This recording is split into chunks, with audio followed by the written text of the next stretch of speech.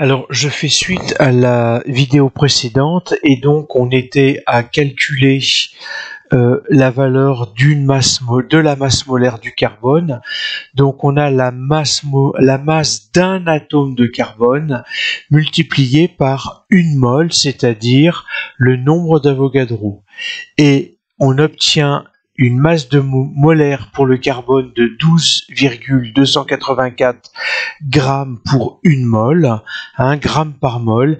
Et donc, si je fais un arrondi à l'unité, je vais trouver la valeur de 12 grammes par mole. Alors, peut-être que cette valeur vous dit quelque chose, et ça va être quelque chose d'important. Si je remonte ici,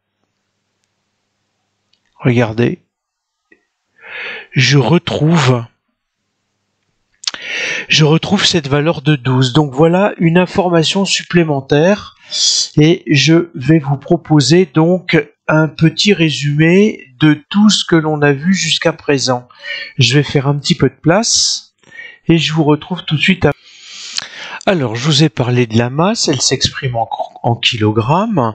Je vous rappelle, c'est un petit cas et on tolère le gramme en chimie. La masse molaire, c'est un grand thème. Donc, en ce qui concerne la masse molaire du carbone, ça va être grand thème avec un indice petit c. Et puis, l'écriture du noyau de l'atome de carbone, alors vous n'avez pas à les connaître, on vous les donne, c'est C612.